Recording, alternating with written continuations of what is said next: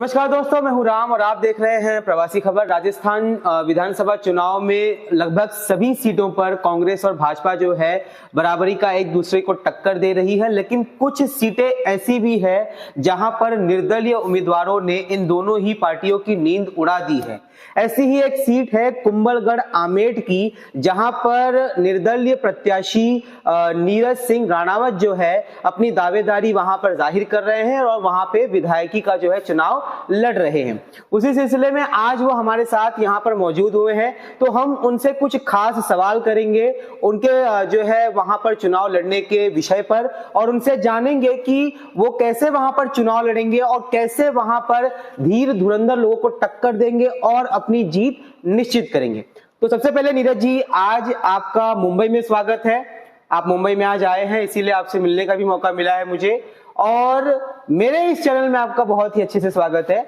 मेरा सबसे प्रथम सवाल यही रहेगा कि नीरज सिंह राणावत ये कौन है और क्यों चुनाव लड़ रहा है, इसके बारे में थोड़ा हमारे दर्शकों को बताया जिससे वो आपको समझ सके और हम आपसे अच्छे से बात कर सके। देखिए राम जी, चुनाव लड़ने का जो प्रश्न है वो तो जनता लड़ रही है, और दूसरा सवाल जो मेरे बारे में जानने का है, तो बेसिकली मेवाड़ से ही मैं आता हूँ और लगभग कई बार ये क्वेश्चन भी उठ चुका कि भाई ये बाढ़ से आए हैं और जयपुर से आए हैं और यहाँ पे संस्था चलाते हैं। तो मूलतः जो गांव मेरा मेवाड़ क्षेत्र में आता है, और फादर साहब की मेरी जॉब लगी जयपुर में 72 में, उसके बाद वो हम जयपुर शिफ्ट हुए जी, और तब से जयपुर में बिजनेस वगैरह मेरे जयपुर में। और अभी विगत 5 साल से मैं आमेठ में घर भी अपन ने वहाँ बना रखा है, और मेरी संस्था जो खुली हुई है उसका 5 साल से काम अपन कुंभलगढ़ विधानसभा में कर रहे हैं। थोड़ा अपनी संस्था के बारे में बताइए, और आपकी संस्था जिस क्षेत्र में आप चुनाव लड़ रहे हैं उस क्षेत्र में आपकी संस्था ने क्या क्या काम किया उसके बारे में थोड़ा बताइए। देखिए, 5 साल पहले जब संस्था कुंभलगढ़ में मैंने स्थापित की, तो उससे पहले लगभग 3 या 4 महीने मैंने वहाँ पे सर्वे किया, क्योंकि लगभग आप माने कि एक तो एक बेल्ट में पूरा आदिवासी बहुल्य क्षेत्र है जी, और अदर क्षेत्र में आप माने कि मार्बल व्यवसाय का काफी काम है, पर पूरे होल विधानसभा की बात करें तो काम कुछ नहीं वहाँ पे। यानी वहाँ पे बेरोजगारी है, पानी की समस्या है, चिकित्सा की असुविधा है, शिक्षा का अभाव है, रोजगार नहीं है वहाँ पे, और मूलभूत सुविधाएं जो होनी चाहिए बेसिकली। अगर आप मानते हैं कि ऑल इंडिया में आप किसी भी विधानसभा में, मैं तो राजस्थान की भी बात नहीं कर रहा, पूरे भारतवर्ष में कहीं आप जाके देखें तो बहुत ही स्थिति दयनीय है। सर, मेरा एक पर्सनल सवाल है आपसे कि आप निर्दलीय चुनाव लड़ रहे हैं और आपके सामने जो लोग लड़ रहे हैं वो भाजपा के हैं, वो कांग्रेस के हैं, मतलब टक्कर देना काफी जो है हार्ड रहेगा। अगर आप चाहते तो कोई क्षेत्रीय पार्टी भी चुन सकते थे, लेकिन क्षेत्रीय पार्टी न चुन करके निर्दलीय ही लड़ने का फैसला क्यों किया? नहीं, देखो, लगभग 4 क्षेत्रीय पार्टियां, 4 क्षेत्रीय बोल सकते हैं, जिसमें एक नेशनल पार्टी पे भी हो गई है जी। तो उनका मेरे पास आया था कि भाई आप हमारे टिकट पे आप चुनाव लड़े वहाँ पे, पर बेसिकली बीजेपी से टिकट मांगा था, टिकट नहीं मिला। विचारधारा से अपन समझौता मेरे ख्याल से अगर जो शुरू से जुड़ा हुआ वो नहीं करता है, और फिर जनता के क्षेत्र में जिस अकॉर्डिंग काम किया तो मेरा चुनाव लड़ने का था नहीं, पर वो जनता के बीच में टिकट कटने के बाद गया तो लोगों की यही राय थी, लोगों की एकमत राय थी कि भाई टिकट का फैसला पार्टी करती है और मतदान का फैसला जनता करती है। तो अच्छा समर्थन मिला, मैं गाँव में गया, पंचायतों में समाज के प्रतिष्ठित लोगों से मिला, तो सबका एक मत था कि आप चुनाव लड़े और संपूर्ण सहयोग जनता करेगी आपका। अपने इस चुनावी जो है उसकी चर्चा के दौरान, इस चुनाव में अपने आप को लोगों तक पहुंचाने के दौरान कितने लोगों से आप मिले, कितने गांवों में आप गए, कितना आपका इंटरेक्शन हुआ लोगों से? आप देखिए, 5 साल से इस क्षेत्र के हर गांव, पंचायत, नगर में मैं जुड़ा हूँ, और संस्था के थ्रू जब काम किया तो आप माने कि जो कांग्रेस विचारधारा के लोग थे वो भी मुझसे जुड़े हुए थे, और बीजेपी विचारधारा के जो लोग थे वो भी जुड़े हुए थे। क्योंकि एक संस्था में जब आदमी काम करता है तो उसके लिए कॉमन चीज होनी चाहिए, जनता उसके लिए समान होनी चाहिए। एक विचारधारा संस्था में नहीं आती है, क्योंकि हम किसी भी गांव में अगर ट्यूबवेल लगाते हैं या कोई भी काम करते हैं तो वो संपूर्ण गांव वालों के लिए करते हैं, ना कि पर्टिकुलर किसी विचारधारा से रखने वाले व्यक्तित्व को लेकर करते हैं। तो इंटरेक्शन सबसे था और सभी समाज के लोगों में भी था, तो लगभग 12-13 पंचायतों में मैंने प्रमुख लोगों से, जहाँ मेरी टीम थी, उनसे सभी जनों से चर्चा की। तो एक मत सबका था कि आप चुनाव लड़ें। और कुंभलगढ़ विधानसभा में मैंने देखा सर कि कभी इन दोनों पार्टियों के अलावा ऐसा कोई कैंडिडेट खड़ा भी नहीं हुआ, या किसी ने कभी ऐसी कोई हिम्मत नहीं की या इच्छा नहीं जताई, या वो कुछ भी कोई ना कोई रीजन हो सकता है। हम अक्सर ऐसा देखते हैं कि जब कोई बड़े पार्टी का ही लीडर किसी सामने वाले चुने हुए पार्टी के लीडर के विरोध में खड़ा होता है, अगर सिटिंग एमएलए के विरोध में कोई खड़ा होता है, तो वो पार्टी पूरी कोशिश करती है कि सामने वाला चुपचाप बैठ जाए। आपने भाजपा कांग्रेस दोनों के साथ ही जो है बगावत करके या फिर एक तरीके से उनसे झड़प लेकर के आपने जो है निर्दलीय उम्मीदवारी अपनी घोषित की है, लेकिन वहां से अभी तक कोई कार्रवाई नहीं हुई, तो इससे हम क्या समझें?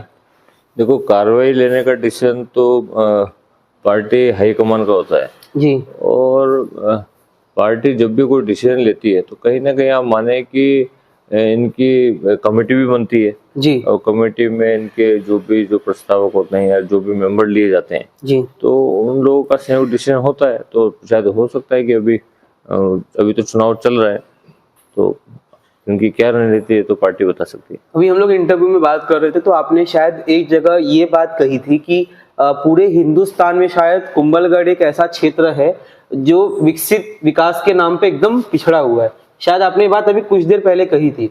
तो मैं आपसे ये जानना चाहता हूँ कि जिस क्षेत्र से आप आते हैं कुंभलगढ़ आमेठ, उसकी कुछ 5 समस्याओं के बारे में बताइए कि अगर आप अपनी मेहनत से जद्दोजहद से विधायक बने तो वो आपकी पहली प्राथमिकता होंगी। देखो, सबसे बड़ी समस्या वहाँ पे पानी की समस्या है जी। 15 से 20 साल हो गए कुछ ऐसी परियोजनाएं जो पूर्व में भी जनप्रतिनिधि उठा चुके हैं और वर्तमान में भी किसी ने उठाने की कोशिश की होगी पर कर नहीं पाए, जबकि इतनी कोई बड़ी योजनाएं ऐसी थी नहीं कि उनको नहीं किया जा सकता। जी। तो प्रमुख समस्या तो सबसे बड़ी पानी की समस्या है। जी। और सेकंड समस्या मुझे वहाँ पे एक उद्योग की समस्या लगती है, बेरोजगारी बहुत है। यानी वहाँ पे आप देखें 9, 10, 11, 12 करने के बाद बच्चा पढ़ाई के बारे में कम सोचता है और नौकरी के बारे में ज़्यादा सोचता है और तुरंत वहाँ से मूव होकर वो अहमदाबाद, सूरत, मुंबई या फिर अदर किसी भी स्टेट में नौकरी करने के लिए जाता है। जी। ये 2 समस्या मेजर है।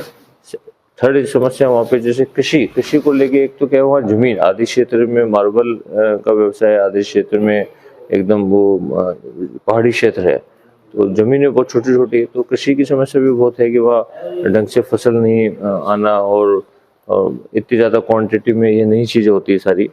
चिकित्सा की भी बहुत बड़ी कमी है। यानी मैंने ऐसे CSC, PSC व हेल्थ सेंटर देखे हैं जहाँ पे वहाँ ताले लगे हुए हैं। प्राइमरी हेल्थ सेंटर में ताले लग रहे हैं और कोई किसी में कोई नर्सिंग स्टाफ कोई पूरा PSC संभाल रहा है। तो और लगभग माने इलाज के लिए लोगों को राजसमंद या फिर उदयपुर की तरफ झांकना पड़ता है। तो चिकित्सा की भी मेजर समस्या है। शिक्षा की बहुत बड़ी समस्या है। एक स्कूल में जहाँ पे 8-8, 9 टीचर्स की वैकेंसी है, वहाँ पे 1-1 या 2-2 टीचर कंप्लीट 12 तक की या 10 तक की फैकल्टी को पढ़ा रहे हैं। तो बहुत बड़ी समस्या है सारी। आप एक नया चेहरा हैं, आपको नहीं लगता कि लोगों को आप पर जब विश्वास करने में थोड़ी हिचक होगी? आपको नहीं लगता कि लोग थोड़ा संकोच करेंगे एक नए चेहरे पर विश्वास करने के लिए? मैं आप एक्सपीरियंस जानना चाहता हूँ। नहीं, बिल्कुल। क्षेत्र का क्या एक्सपीरियंस है? नया चेहरा वो होता है कि जब अपन टिकट की दावेदारी करते हैं और उसके 1 महीने या 2 महीने पहले, जिसको मेरी भाषा में उसको अपन पोस्टर बॉय बोलते हैं। हाँ। कि आप पोस्टर पूरे संपूर्ण क्षेत्र में पोस्टर लगाएं और टिकट की दावेदारी करें। और 5 साल से जनता के बीच में रहा, एक गांव में गया, हर जगह उनके हर समाज में उनका दुख सुख के में बीच में साझा रहा, उनकी परिस्थितियां देखी, वास्तव में वहाँ की जनता चाहती क्या है। तो नया तो कुछ भी नहीं था, और नया अगर होता तो मेरे ख्याल से आज अपन ये इंटरव्यू नहीं ले रहे होते। अगर वास्तव में दावेदारी मेरी स्ट्रांग नहीं होती तो शायद मैं मुंबई में नहीं आता और आपके चैनल के माध्यम से यहाँ बैठा नहीं होता। ये बात तो आपने बहुत ही सटीक बोली, बहुत जो है मतलब एक मिसाल के तौर पे बोली। सर, आखिरी के मैं 2 सवाल करूंगा, उसके बाद हम अलविदा लेंगे, आपको भी जाना है।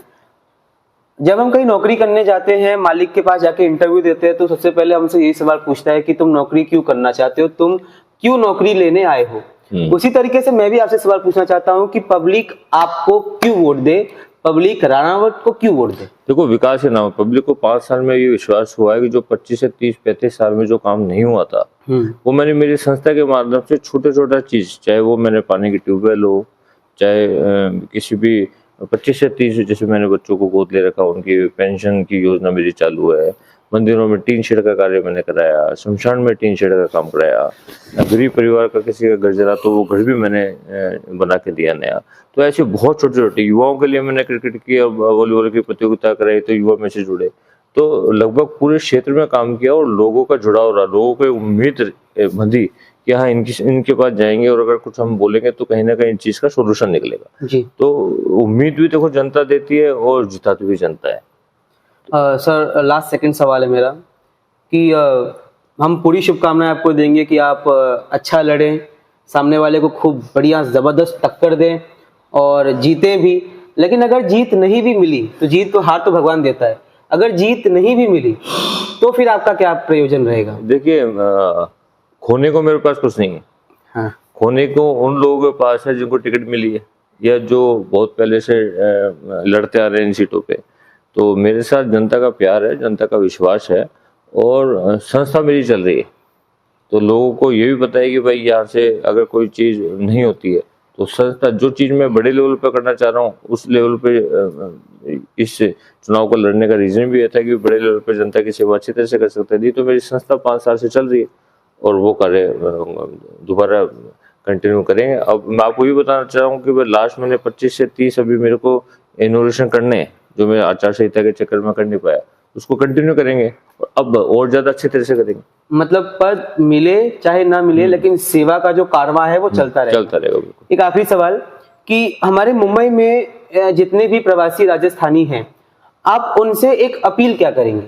मैं देखो अपील ये करना चाहता हूँ कि अगर जनप्रतिनिधि के तौर पर मैं अगर आता हूँ, मेरी प्राथमिकता उद्योगों की बहुत रहेगी, क्योंकि कहीं ना कहीं देखो मैंने यहाँ पे देखा है कि जो घर छोड़ के आता है ना, तो एक मन में दुख भी होता है। और आज जैसे मैंने पूरी सभा की तो जितना चिंता यहाँ के लोगों को अपने क्षेत्र के प्रति है, शायद वहाँ वाले इतना नहीं सोच पाते, लेकिन मुंबई में बैठ के यहाँ जितने भी आप 10, 20, 25 हजार जो भी संख्या है वो लोग अपने क्षेत्र के बारे में बहुत सोचते हैं। तो मेरी यही है कि अब आप कहीं ना कहीं सेटल हो चुके हैं तो कोशिश करें वापस आने की, क्योंकि जो एक घर होता है, घर ही होता है और कोरोना काल में आप सब चीज देख भी चुके हैं। नीरज जी, बहुत थैंक यू, आपका बहुत धन्यवाद आपकी, आपने हमें अपना इतना कीमती समय दिया बात करने के लिए। यहाँ पे नीरज जी ने अपना अहम वक्तव्य रखा है। आज ये 2 दिन के लिए यहाँ पे जो है मुंबई आए हैं, यहाँ के प्रवासी राजस्थानियों को ये अपील करने के लिए कि वो 25 तारीख के 2 दिन पहले राजस्थान पहुंच करके अपने अपने जो पसंदीदा कैंडिडेट हैं उनको जो है वो वोट दें, और वोट जरूर दें चाहे जिसको भी दे। लेकिन आप सब एक बार जरूर सोचिएगा कि पार्टी भी देखिएगा, लेकिन पार्टी से पहले आप किसी शख्स को देखिएगा कि जो उस पार्टी के जो है पीछे से काम कर रहा है, क्या वो अच्छा है, क्या वो बेदाग है, क्या उसके कपड़े उसके चरित्र से मैच खाते हैं, एकदम वाइटम वाइट, एकदम सफेद बिना दाग के। तो ये सारी चीजों को देख करके जो है आप काम करिएगा। लेकिन एक अहम बात जो नीरज जी ने यहाँ पर रखी, जो मैंने सवाल भी उनसे पूछा कि अगर आप एमएलए नहीं बने तो क्या, तो यहाँ पे उन्होंने एक अच्छा जवाब ये दिया कि अगर मुझे पद नहीं भी मिला तो भी मेरा सेवा का जो कारवां है वो चालू रहेगा। लेकिन मैं आशा करता हूं कि इनके जैसे कैंडिडेट जीते ताकि समाज में कुछ परिवर्तन आए। इसी के साथ आप देख रहे हैं प्रवासी खबर, मैं हूं राम।